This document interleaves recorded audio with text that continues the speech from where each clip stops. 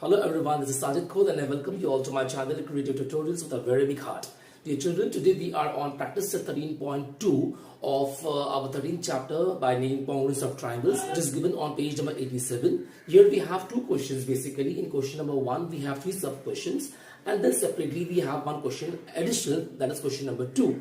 Okay, all these 4 questions, that is 3 sub questions and question number 2, all these 4 solutions I will be covering in one complete video. So I have already made the solutions for you. Okay, writing part I had already done for you so that video lamba na ho jaye. Alright, and I have made 4 sheets. Okay, each sub question and the main question number 2 will be shown on each separate sheet. Okay, so all these 4 solutions will be done on 4 separate sheets. Alright, come on, let's begin with question number 1, sub question part.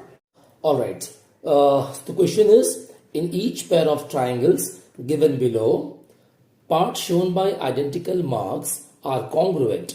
State the test and the one-to-one correspondence of vertices by which triangles in each pair are congruent and remaining congruent parts. Okay अभी ये जो सबसे पहले जो question जो दिया हुआ है मेन क्वेश्चन, ये मैंने खाली शीट नंबर 1 पे लिखा हुआ है. ठीक है, फिर बाकी ऐसे नंबर्स मैंने डाला हूँ, लाइक यहाँ पे सब क्वेश्चन 1 डाला हुआ है ना, तो सब्सिक्वेंट शीट्स जो आपके आएंगे, शीट 2 शीट 3 वगैरह आएंगे, उस पर आपको ऐसे नंबर्स मिलेंगे सब क्वेश्चन 2 के. ठीक है, 1 का सब क्वेश्चन 2, 1 का सब क्वेश्चन 2, ऐसे मिलेगा आप लोग को.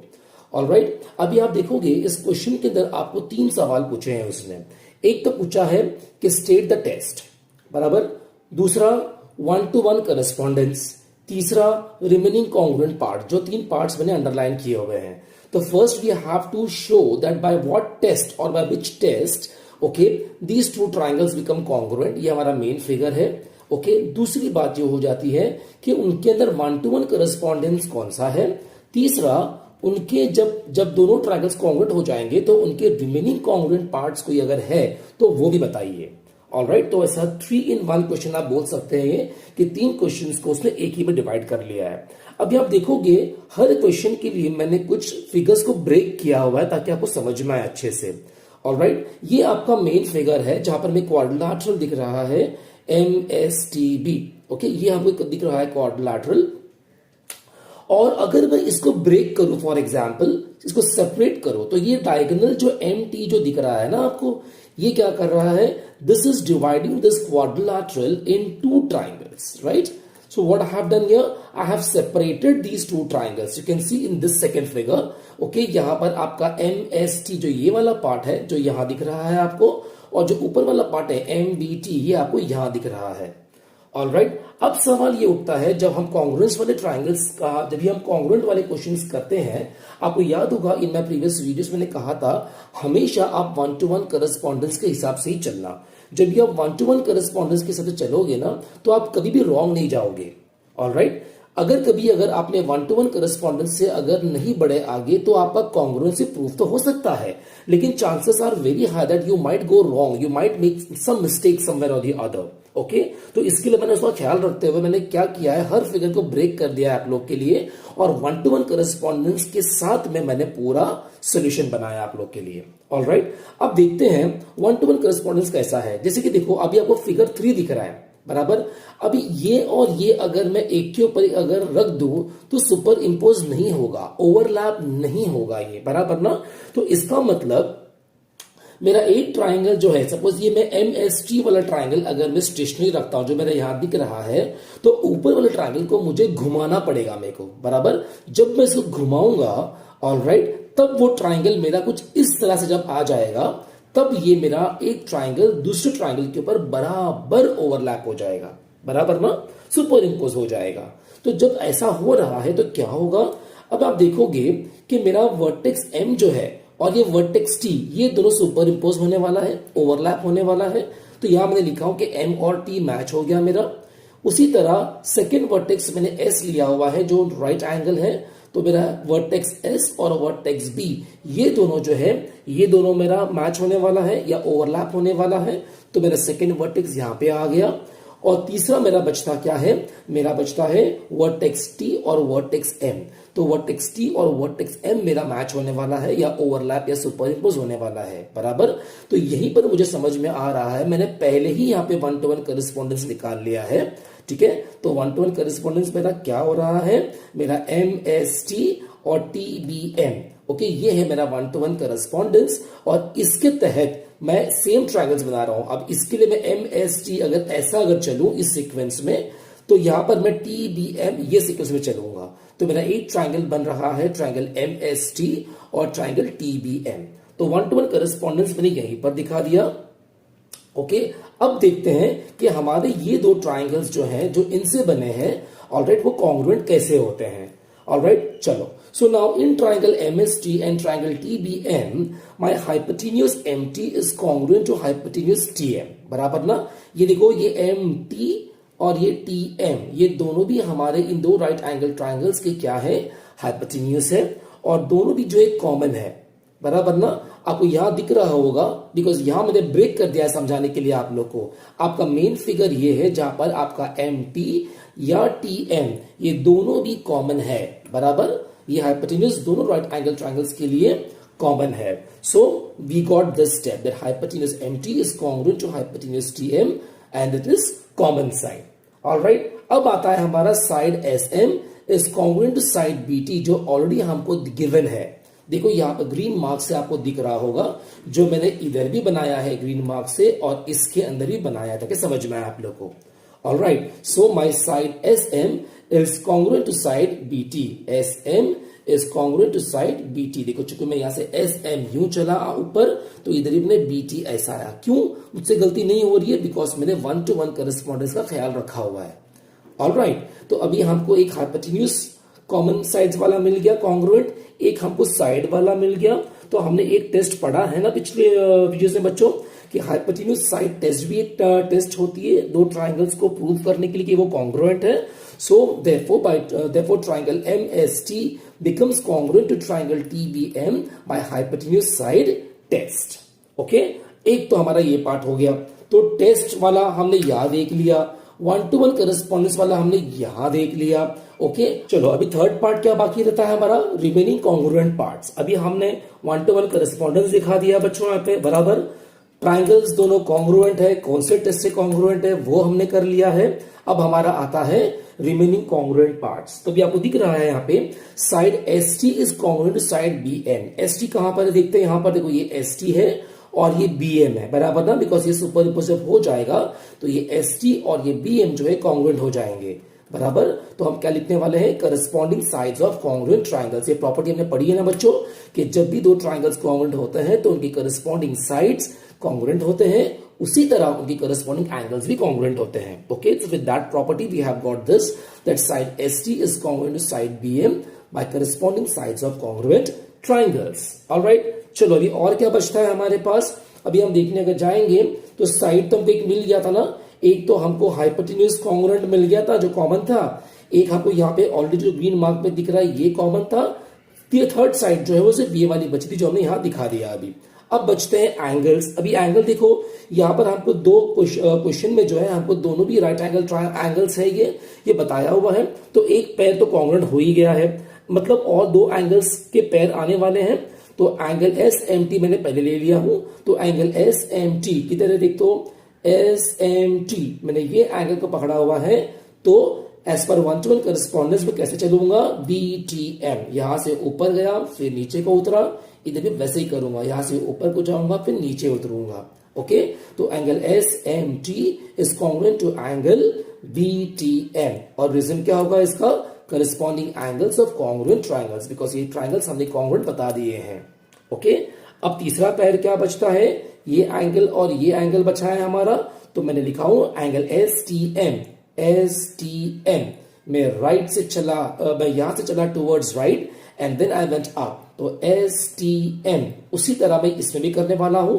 I will start from my vertex B, I will go towards my right side vertex, okay, तो BM and then I will travel upwards, so BMT, so angle STM is congruent to angle BMT, which I have written here, and this reason is same, okay, corresponding angles of congruent triangles, alright। तो ये हमारा question number 1 का सब question 1 पूरा हुआ, जहां पर हमने टेस्ट भी प्रूव कर दिया, 1 to 1 करस्पॉन्डेंस यहां दिखा दिया हम लोगों ने, और रिमेनिंग कॉन्ग्रुएंट पार्ट्स जो थे कि हमको एक पैर साइड का मिला और दो पैर हमको एंगल्स का मिला, ये भी पूरा हो गया यहाँ पर।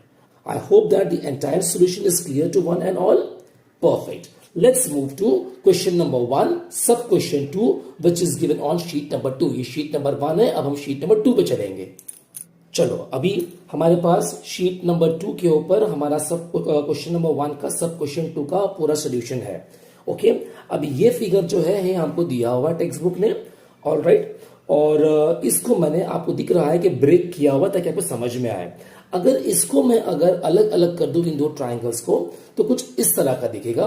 ट्राइंगल पी क्यू आर इस तरफ आ गया है और ट्राइंगल एस आर टी जो इस तरफ आ गया हुआ है, ऑलराइट। लेकिन मुझे एक पार्ट क्वेश्चन में ये भी है कि मुझे 1-to-1 करस्पॉन्डेंस के साथ में चलना है, मुझे बताना भी है मुझे बराबर। और जैसा मैंने हमेशा बताया मैंने आप लोगों को कि जब भी हम कॉन्ग्रुएंट वाले क्वेश्चंस करेंगे हमको हमेशा 1-to-1 करस्पॉन्डेंस से चलना होगा ताकि हम कभी रॉन्ग नहीं जाएंगे, ऑलराइट। तो चलो, अब ये ट्राइंगल जो है पी क्यू आर जो आपको यहां दिख रहा है ना, ये मैंने उसको ऐसे ही रखा हूं, और ये वाला ट्राइंगल जो है अब मैं इसको घुमाने वाला हूं, ऑलराइट। अब जब मैं इसको घुमा करके जब मैं इसके ऊपर लाऊंगा तो जब ये ऐसा आ जाएगा ट्राइंगल, ये वर्टाइसेस जब ऐसे घूम जाएंगे, ओके, तब जाकर के ये दूसरा ट्राइंगल जो है ये पहले ट्राइंगल के ऊपर बराबर ओवरलैप हो जाएगा, बराबर ना। तो ठीक है, जब ये ओवरलैप हो रहा है तो मेरा 1-to-1 करस्पॉन्डेंस कैसा आ रहा है देखो।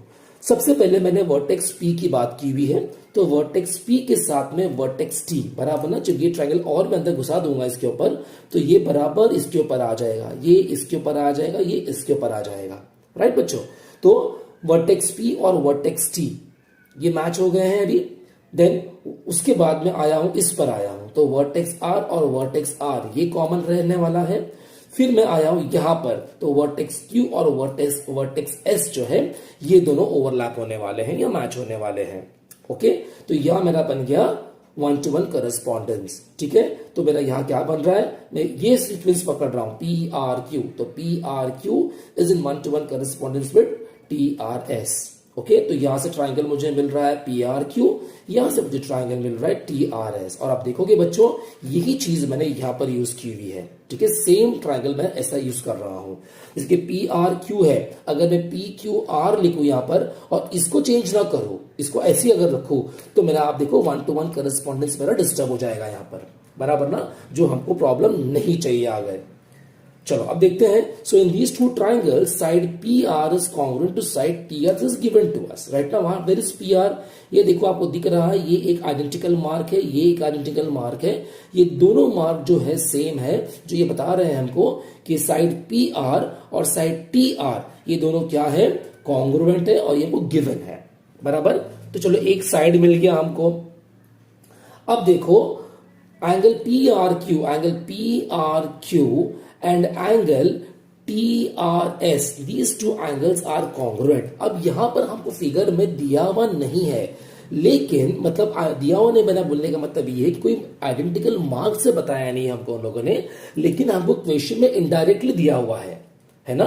हमने ये पढ़ा है प्रॉपर्टी के जब भी दो लाइंस इंटरसेक्ट होते हैं तो जो एंगल जो बनाते हैं ऑपोजिट वाले वो हमेशा कॉन्ग्रुएंट होते हैं और उनको हम बोलते हैं vertically opposite angles, okay. So my angle PRQ becomes congruent to angle TRS which I have written here, and the reason is vertically opposite angles। ये एंगल और ये एंगल आप देखोगे बच्चों तो ये vertically opposite angles है, बराबर।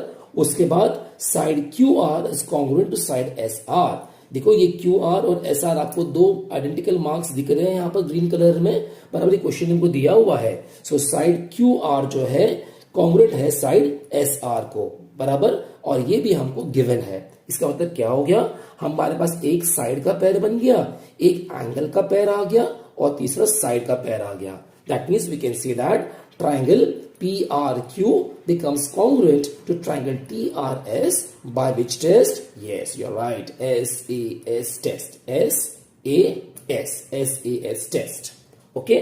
दो पार्ट हो गए, करस्पॉन्डेंस का यहां पे हो गया, कॉन्ग्रुएंट है ट्राइंगल कौन से टेस्ट से वो हो गया। तीसरा पार्ट क्या बचा है अभी, जो रिमेनिंग पार्ट्स है कॉन्ग्रुएंट वो बताइए अभी। तो देखो side P Q and side T S these two are congruent, okay, why? Because they are corresponding sides of congruent triangles. हमने प्रीवियस क्वेश्चन में भी इसको देखा था हम लोगों ने, ये प्रॉपर्टी को। ओके, तो एक साइड वाला हो गया, क्योंकि देखो एक साइड यहां पे दिया हुआ है, एक साइड यहां पे दिया हुआ है, तो सिर्फ एक ही साइड बचता है, तो उससे हमारा ये एक साइड जो करस्पॉन्डिंग था वो मिल गया हमको। उसके बाद angle Q P R is congruent to angle S T are.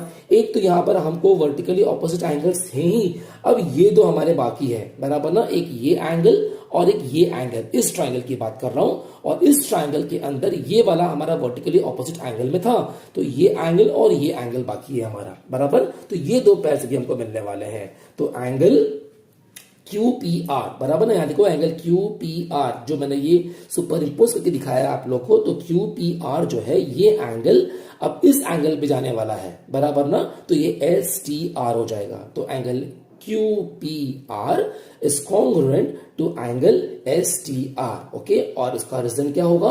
Corresponding angles of congruent triangles. उसी तरह अब क्या बचा है हमारे पास? हमारे पास अभी ये एंगल बाकी है, तो एंगल PQR अगर हम ऐसे चले हैं यहां पर, तो इधर भी हम TSR यूं ही चलेंगे, बराबर ना। So angle PQR becomes congruent to angle TSR. Okay, and what will be the reason? Justification will be corresponding angles of congruent triangles. All right, so all the three parts are being taken care of, and I hope that even this solution is clear to one and all. Chalo. So having understood these two sub questions, let's move further, okay, on question number 1, sub question 3, which is given on sheet number 3. ये sheet number 2 हो गया, अब sub question 3 sheet number 3 पे होने जा रहा है। All right, अभी आपको देखो क्वेश्चन नंबर 1 सब क्वेश्चन 3 है, आपका शीट नंबर 3 पे चल रहे हैं अभी हम। ओके, ये हमारा फिगर टेक्स्ट बुक में दिया हुआ है हमको, इसको मैंने इस तरह ब्रेक किया हुआ है। पहले मैंने ब्रेक कर दिया, फिर मैंने उसको सुपर इम्पोज कर दिया ताकि आपको समझ में आए। ऑल राइट, चलो। तो अभी अगर जब इसको ब्रेक करेंगे हम, तो ऊपर का पार्ट क्या रहेगा? ये HDC हो गया जो यहां दिख रहा है आपको, और नीचे का क्या है? ये CDF दिख रहा है, बराबर ना। अब हम इसको क्या करने वाले हैं? 1-to-1 करस्पॉन्डेंस के लिए हम एक ट्राइंगल को ऐसे रखेंगे और दूसरे वाले को हम घुमाएंगे उसको, ताकि हमारे वर्टाइसेस जो ये तीनों भी मैच हो जाए, ओके, या कोइंसाइड हो जाए या ओवरलैप हो जाए। ठीक है, अभी आपको दिख रहा होगा कि मैंने ये ट्राइंगल जो है DCH, ये वाला ट्राइंगल जो है, ठीक है, मैंने यहां रखा हुआ है, और दूसरा ट्राइंगल जो है, ये वाला जो ट्राइंगल है, मैं इसको घुमा रहा हूं। जब मैं इसको घुमाऊंगा राइट ना, तो जब ये इस शेप में आ जाएगा, इस पोजीशन में जब आ जाएगा ट्राइंगल ये, तब बराबर जाकर के ये मेरे पहले वाले ट्राइंगल के ऊपर आके बैठ जाएगा, या ओवरलैप हो जाएगा, या सुपर इम्पोज हो जाएगा, बराबर। तो जब ऐसा हो रहा है, तो आप देखोगे मेरा वर्टेक्स D और वर्टेक्स D, ये दो ट्राइंगल्स के जो वर्टाइसेस जो हैं, ये दोनों मेरे कोइंसाइड हो जाएंगे या मैच हो जाएंगे। उसी तरह यहां पर देखो, यहां पे वर्टेक्स C और वर्टेक्स C, ये दो मैच हो जाएंगे। अब तीसरा क्या बचा? वर्टेक्स H और वर्टेक्स F, ये दोनों मेरा मैच हो जाएंगे, बराबर। तो मेरा 1-to-1 करस्पॉन्डेंस क्या बन जाएगा? DCH in 1-to-1 correspondence with DCF। Okay, एक पार्ट हमारा पूरा हो गया। तो इससे मैं ट्राइंगल बना रहा हूं DCH, इससे मैं ट्राइंगल बना रहा हूं DCF, और आप देखोगे मैंने वही इस्तेमाल किया हुआ है इधर भी। Okay, so now in triangle DCH and triangle DCF, they are giving us, you can see यहां पर दो एंगल्स आपको दिख रहे हैं, आइडेंटिकल मार्क्स के हैं।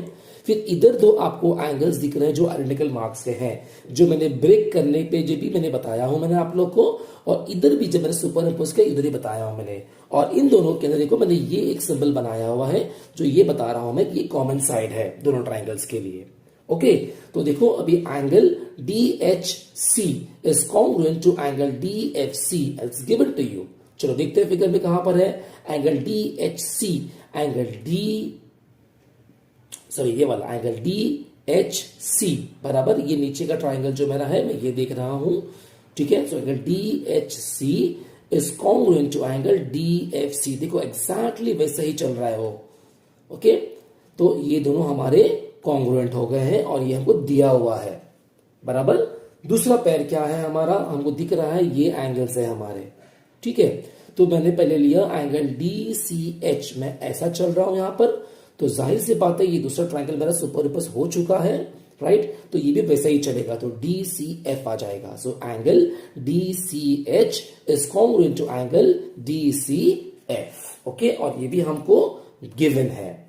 तो हमारे पास एक एंगल आ गया, एक एंगल आ गया, ओके। और आपको यहाँ दिख रहा होगा ये साइड मैंने दिखाया आपको कि कॉमन साइड है, बराबर ना। आप इस जो मेन फिगर अगर आप देखोगे इसके अंदर तो देखो डीसी और सीडी, बराबर ना, ये दोनों भी जो क्या है, ये दोनों भी कॉमन साइड है दोनों ट्राइंगल्स के लिए, ओके। तो मैं लिख सकता हूं that side DC is congruent to side DC, ठीक है। आप सोच रहे होंगे कि मैंने डीसी और सीडी ऐसा क्यों नहीं लिखा, क्योंकि देखो बच्चों मैंने कहा था आप लोग को हमेशा 1-to-1 करेस्पॉन्डेंस से चलना, तो आप कभी रॉन्ग नहीं जाओगे, ओके। तो 1-to-1 करेस्पॉन्डेंस हमें क्या बताता है, पहले मैंने डी और फिर सी लिया, तो पहले ये वर्टेक्स लिया फिर ये वर्टेक्स लिया, बराबर ना। तो दूसरा ट्राइंगल भी मेरा वही बता रहा है मुझे, पहले ये वर्टेक्स फिर ये वर्टेक्स, तो डीसी और डीसी ऐसा ही चलेगा। इसमें भी दिख रहा है आपको, और इस फिगर में भी देखो बहुत क्लियर है, ये डीसी और डीसी देखो एग्जैक्टली सुपर इम्पोज हो गए हैं वो, ऑलराइट। सो थर्ड चीज क्या आ गई हमारी, side DC is congruent to side DC और रीजन इज कॉमन साइड। तो एक एंगल और एक साइड मिल गया।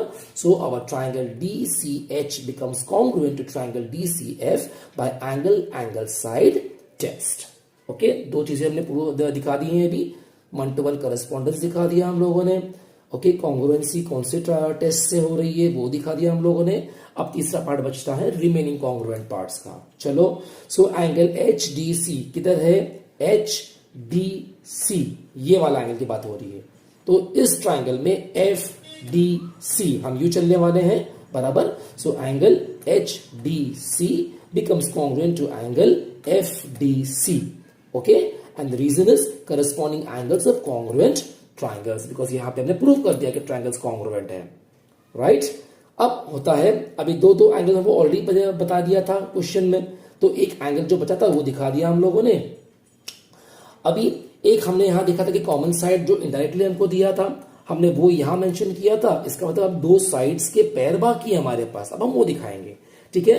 तो साइड CH, अगर मैं ये साइड पहले पकड़ू CH, बराबर, तो 1-to-1 करस्पॉन्डेंस के हिसाब से क्या होगा हमारा, अगर मैं CH ले रहा हूं तो इधर CF होगा। इधर भी आप देख सकते हो, अगर मैंने CH सेकेंड एंड थर्ड ऐसा अगर गया होगा टाइसेस में, तो इधर भी सेकेंड एंड थर्ड, तो side CH, okay, is congruent to side CF, okay.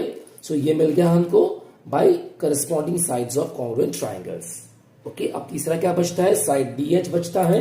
यहां देखो D इधर है, H इधर है, so first and third vertices हुआ है, तो इधर भी वही होने वाला है, first and third vertices are D and F respectively, okay. तो यहां देखो आपका DF और DH या DH या DF ऐसा भी देख सकते हैं आप लोग। तो ये दोनों भी जो सुपर इम्पोज होने वाला है, बराबर ना। तो side DH becomes congruent to side DF and the reason is same, that is corresponding sides of congruent triangles. So I hope that even ये सोल्यूशन जो था सब क्वेश्चन 3 का, ये भी बहुत आसान था समझने के लिए आप सबको, और समझ में भी आया होगा अच्छे से, ओके। और अगर समझ में नहीं भी अगर आया बच्चों तो not a big deal, tension मत लो, वीडियो पॉज करो, जरा 2-4 बार देख लो तो समझ में आएगा, ऑलराइट। जिन्होंने पहले के वीडियोस मैंने देखे हुए हैं इस चैप्टर के, उनके लिए समझने में आसानी होगी, ठीक है। लेकिन चूंकि ये फाइनल प्रैक्टिस सेट है आपका चैप्टर का, इसलिए मैंने ज्यादा डेप्थ में मैंने पूरा फिगर्स को ब्रेक करके मैंने बताया है आप लोग को, ताकि कोई बच्चा खाली ये वीडियो भी अगर देखता है इस प्रैक्टिस सेट 13.2 का, तो उसको भी टेंशन नहीं होने चाहिए, कुछ इश्यू नहीं होना चाहिए उसको भी, ऑलराइट। चलो अब क्वेश्चन नंबर 1 का तीनों सब क्वेश्चन हमारे पूरे हो गए हैं, और अब हम करेंगे question number 2, main question number 2, ठीक है, जो शीट नंबर 4 पे होगा। ये शीट नंबर 3 हो गई है, अब हम जा रहे हैं ऑन शीट नंबर 4। चलो अभी हमारा क्वेश्चन नंबर 2 हमारे सामने है, शीट 4 आ गई हमारे सामने। क्वेश्चन नंबर 2 क्या बोल रहा है, in the adjacent figure this one, okay, segment AD is congruent to segment EC. Segment AD is congruent to segment EC. Which additional information is needed to show that triangle ABD, ये वाला triangle, and triangle EBC, नीचे वाला triangle, will be congruent by angle side test. Okay? तो क्या बता रहा है हमको, एक फिगर दिया है हमको, और इसमें हमको बोल रहा है AD और EC कॉन्ग्रुएंट है। अगर आप देखोगे टेक्स्ट बुक ने भी ये गलती की है, टेक्स्ट बुक ने भी यहाँ पर 1-to-1 करस्पॉन्डेंस का ख्याल नहीं रखा हुआ है, ठीक है। गलत नहीं है ये गलत नहीं है बच्चों, लेकिन अगर हम 1-to-1 करस्पॉन्डेंस से अगर चलेंगे ना, तो कभी रॉन्ग नहीं जाएंगे कॉन्ग्रुएंसी के अंदर, मैं ये कहना चाह रहा हूं, ठीक है। तो मेरी आपसे सबसे एक सजेशन है मेरी ये, ओके, एक राय दे रहा हूं मैं आप लोगों को बच्चों ये कि हमेशा जब भी आपके क्वेश्चंस कॉन्ग्रुएंसी के ऊपर आएंगे तो हमेशा 1-to-1 करस्पॉन्डेंस जो है ना बच्चों उसका ख्याल रखो, तो आप कभी गलत नहीं जाओगे। ऑलराइट, चलो तो अब देखते हैं। एक नोट देखो मैंने बना के रखी हुई है आप लोग के लिए, that angle A B D is congruent to angle C B E. किधर देखते चलो यहाँ पे, angle A B D, angle A B D मतलब इस एंगल की बात हो रही है, और एंगल सी बी ई, इस एंगल सी बी ई इस एंगल की बात हो रही है। ये वर्टिकली ऑपोजिट एंगल्स है। भले में हमको क्वेश्चन में उसने ये और ये आइडेंटिकल मार्क्स दिया हुआ है और इन दोनों को मार्किंग नहीं की हुई है कि ये कॉन्ग्रुएंट एंगल्स है।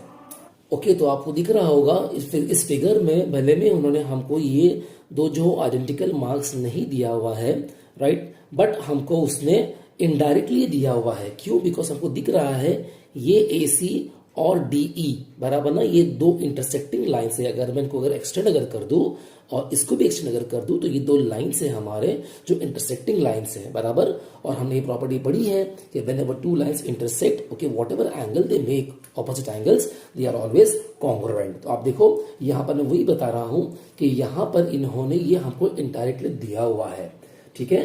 तो टेक्स्ट बुक में जो आपको सोल्यूशन जो मिलेगा ना आपको जो दिया हुआ है एंड में, वहां पर मुझे मिस्टेक मेरे को नजर आ रही है। इस तरह लिखा है solution given in the text book proves incorrect.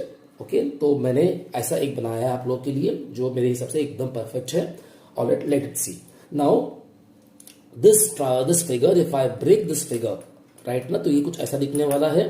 Okay, upper part of the figure is going to be this one, that is ADB, and the lower part BEC। ये हो गया है आपका बराबर। अब जो आपका सवाल उठता है कि हमको ट्रायंगल्स को ओवरलैप करना है बराबर ना, तो अब हमें क्या करना है, हमको एक ट्रायंगल ABD जो है ना, ये वाला ट्रायंगल जो है हमने इसको वैसे ही रखा हुआ है, ये वाला हमने यहां रख दिया है, और ये नीचे वाला ट्रायंगल जो दिख रहा है ना हमको इसको रोटेट करना है, हमको उसको ऐसा घुमाना है हमको कि बराबर से ये हमारे इस ट्रायंगल के ऊपर आकर वो ओवरलैप हो जाए, ठीक है। तो दिख रहा है आपको, जब मैं घुमा दूंगा उस ट्रायंगल को, जब रोटेट कर दूंगा, तो जब वो इस पोजीशन में आ जाएगा तब जाकर के ये दोनों ट्रायंगल्स जो है एक के ऊपर एक सुपर इम्पोज हो जाएंगे बराबर ना। और जब वो हो रहे हैं तो करस्पॉन्डेंस क्या बना रहे हैं, देखो सबसे पहले मैंने वर्टेक्स ए को चूज किया है मैंने, तो वर्टेक्स ए के साथ में वर्टेक्स सी मैच हो रहा है, तो मैंने यहां पे लिख दिया ए और सी मैच हो रहा है बराबर। फिर ये वर्टेक्स मैंने सिलेक्ट किया है वर्टेक्स डी और वर्टेक्स ई, ये दोनों मैच होने वाला है। अब तीसरा कौन सा बचता है, ये वाला बचता है वर्टेक्स बी और वर्टेक्स बी, तो ये वर्टेक्स बी और वर्टेक्स बी जो है ये मैच हो गए हैं। तो इसका मतलब 1-to-1 करस्पॉन्डेंस क्या बन रहा है, ADB in 1-to-1 correspondence with CEB। तो इससे मुझे ट्राइंगल बना रहा है ADB और ये वाला बना रहा है CEB। और देखो उसी दो ट्राइंगल्स का नाम मैंने यहां पर दिया हुआ है, ADB एंड CEB। अगर आप देखोगे ना बच्चों तो टेक्स्ट बुक में देखो क्वेश्चन में ये दिया है ट्राइंगल ABD और EBC दिया हुआ है आपको, ठीक है। लेकिन मैंने यहाँ पे 1-to-1 करस्पॉन्डेंस के हिसाब से मैं चल रहा हूं, ओके, तो उसके हिसाब से मैंने ये बना के आपको दिया हुआ है। ऑलराइट, तो अब ये दो ट्राइंगल्स के अंदर हम देखेंगे side AD is congruent to side CE। Okay, देखो ये AD और CE बराबर ना 1-to-1 करस्पॉन्डेंस के हिसाब से A और D, पहले A आ रहा है फिर D आ रहा है, तो सेकेंड ट्राइंगल के लिए पहले C आएगा फिर E आएगा। इधर भी देखो AD ऐसा आ रहा है तो CE ऐसा आएगा बराबर ना। तो ये हमको मिल गया, side AD is congruent to side CE, it's given to us बराबर। और दूसरी बात जो मैंने यहाँ पे जो नोट में लिखी हुई है ना बच्चों कि हमको दिया हुआ है इनडायरेक्टली, अब मैं वो लिखने जा रहा हूं दैट एंगल ABD ये एंगल जो है okay is congruent to angle CBE बराबर। ये दो एंगल्स जो है क्या है, ये वर्टिकली ऑपोजिट एंगल्स है। ये जो मेन फिगर में भी आप देखोगे ना तो इधर भी समझ में आएगा आपके, देखो angle ABD is congruent to angle CBE। ये दो एंगल्स जो है ना बच्चों जिसकी बात कर रहा हूं मैं, ये दोनों वर्टिकली ऑपोजिट एंगल्स है। ऑलराइट, तो अभी मुझे एक एंगल दिया, एक साइड का मुझे मिल गया, एक एंगल मेरे को मिल गया बराबर, ये दो मिल गया। लेकिन मेरा क्वेश्चन क्या बोल रहा है, show that these two triangles will be congruent by angle test. तो ये शो करने के लिए कुछ एडिशनल इंफॉर्मेशन चाहिए मुझे बराबर ना। तो इसका मतलब क्या है, एंगल एंगल साइड मतलब मुझे दो करस्पॉन्डिंग पेयर्स बताने होंगे एंगल के और एक करस्पॉन्डिंग मुझे बताना पड़ेगा साइड का कॉन्ग्रुएंट, बराबर ना। जब मैं वो दिखा दूंगा तो इसका मतलब मैंने ये प्रूव कर दिया, ये बता दिया मैंने कि भाई ये सब चीजें हमारे पास हैं, जो इन्फॉर्मेशन दी हुई है वो भी और एडिशनल इन्फॉर्मेशन जो हमने लिखा है वो भी, उसके तहत हमारे ये दो ट्राइंगल्स जो है कॉन्ग्रुएंट बन जाएंगे। Okay, so I have written hence additional information needed is this और दिस, ये दोनों में से एक कोई भी चलेगा। तो इधर angle DAB congruent to angle ECB, बराबर। अब देखो आप, DAB इस एंगल की बात हो रही है, is congruent to angle ECB, बराबर ना। अगर ये दो अगर इंफॉर्मेशन मुझे मिल जाए कि ये दोनों कॉन्ग्रुएंट अगर है, तब भी मेरा एंगल एंगल साइड टेस्ट में प्रूव कर लूंगा। बिकॉज देखो एंगल ये मेरे को दिया हुआ है इनडायरेक्टली, एक एंगल मैं बता ही रहा हूं यहां पर एज एन एडिशनल इंफॉर्मेशन और एक साइड मेरे पास ऑलरेडी है, तो एंगल एंगल साइड से मेरा दो ट्राइंगल से प्रूव हो रहा है। अगर मैं ये ना देखूं तो मेरे पास एक और ऑप्शन है, मैंने लिखा हूं और एंगल ADB, अगर मैं ये एंगल चलूं तो भी चलेगा। तो angle ADB is congruent to angle CEB, अगर ये दो एंगल्स में बता दूं कॉन्ग्रुएंट अगर है, ठीक है, तब भी मेरा एडिशनल इंफॉर्मेशन इसको लेकर के भी मेरा काम बन जाएगा। ठीक है, तो उस सूरत में क्या हो जाएगा, ये एक एंगल हो गया, ये एक एंगल हो गया जो इनडायरेक्टली दिया हुआ है और ये एक साइड हो गया। सो एंगल एंगल साइड, बराबर। तो आप ऑप्शन में एग्जाम्स पे आप दोनों लिखते रहा बेटा, ठीक है, ताकि जो भी टीचर को पसंद आएगा वो चूज कर लेगी वो, और आप नहीं भी अगर होगा तो दोनों लिखने में कोई हर्ज नहीं है। It's better to show that there are two additional informations, okay, available in the figure, which if given to us right now will become easier for us to prove that these two triangles are congruent by angle angle side test. Okay, तो दोनों भी जो information से मैंने यहाँ पे दे दी है आप लोग को, ऑलराइट। और ये वाला जो है ये आपको वर्टिकली ऑपोजिट एंगल जो है ये एडिशनल इंफॉर्मेशन आपको दिया हुआ है, इनडायरेक्टली दिया हुआ है क्वेश्चन में, याद रखना, ठीक है। सो विद दिस मेरा क्वेश्चन नंबर 2 भी पूरा हो गया है। उम्मीद करता हूं कि क्वेश्चन नंबर 2 का सॉल्यूशन भी जो है ये बहुत अच्छे से समझ में आ गया रहेगा। अगर नहीं समझ में बच्चों अगर आया है तो कोई टेंशन की बात नहीं है, वीडियो पॉज करो, 2-4 बार देख लो, क्योंकि ऐसा होता है कि एक बार में समझ में नहीं आता है, आपको 2-4 बार देखना पड़ता है, ठीक है। और कोई बड़ी डील नहीं है, कोई बड़ा रॉकेट साइंस उसमें नहीं है, ऑलराइट। सब भी कंट्रोल में वो आ जाएगा, alright. Okay, dear children, I am done from my end, and I hope that the solutions of question number 1, sub question 1, 2, 3, and solution of main question number 2 both were clear. Okay, so in all we did 4 questions today in this video, and all 4 was tried by me, okay, to put it in an easy peasy way, and I hope that I have succeeded in doing so. और मुझे लगता है कि आप लोगों को मजा आया होगा, आप लोगों ने कुछ सीखा होगा उससे। और अगर ऐसा अगर है, if you are enjoying it and you are loving my way of teaching, if you are loving the way I am keeping the subject in front of you, and if you are falling in love with mathematics because of my humble efforts, it's a humble request to please do like, share and subscribe my channel. Okay, so with this video we are done with this chapter. Okay, now very soon I will come back with my next video, okay, in which we'll jump on the next chapter.